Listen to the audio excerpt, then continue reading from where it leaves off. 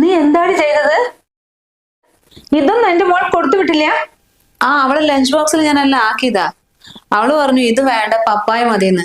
പപ്പായ ഒരു 5-6 കഷ്ണം മുറിച്ചിട്ടുണ്ട്. പിന്നെ ചപ്പാത്തി ഉണ്ടാക്കിയത് ബാക്കി വന്ന് മാവാ. അവളോ? എവള്? നീ ആരെയും അവള് അവള് പറയുന്നത്? അശ്വതി. ഓ, അപ്പൊ നിനക്ക് അറിയല്ലേ? എന്നിട്ട് അവള് അവള് തന്നെ.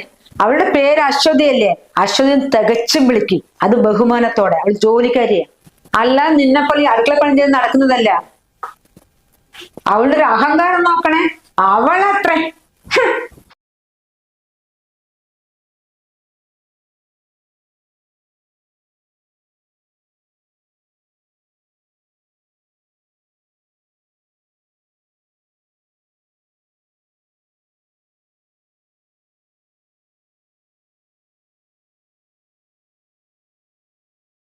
അമ്മ ലഞ്ച് ആക്കിയോ ബാഗില്?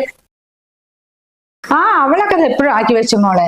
പിന്നെന്താ മോളെന്താ മാതളങ്ങ വേണ്ട പപ്പായ മാത്രം മതി എന്ന് പറഞ്ഞത്?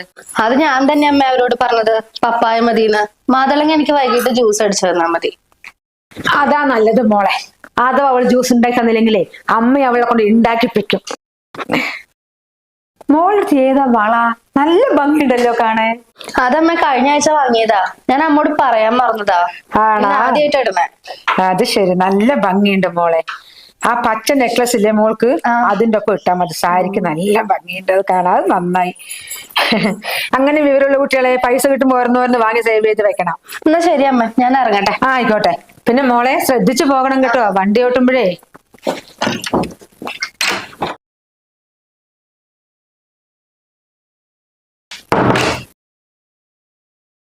എന്താണ് ഇവിടെ നോക്കി നിൽക്കുന്നത്? നിനക്ക് അടുക്കളയിൽ പണിയൊന്നുമില്ലേ?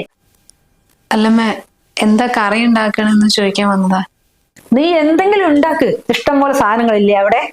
കഴിക്കാൻ വരുമ്പോ വായിക്ക് രുചി ഉണ്ടാക്കണം, അത്ര മാത്രമേ വേണ്ടിയുള്ളൂ എനിക്ക്.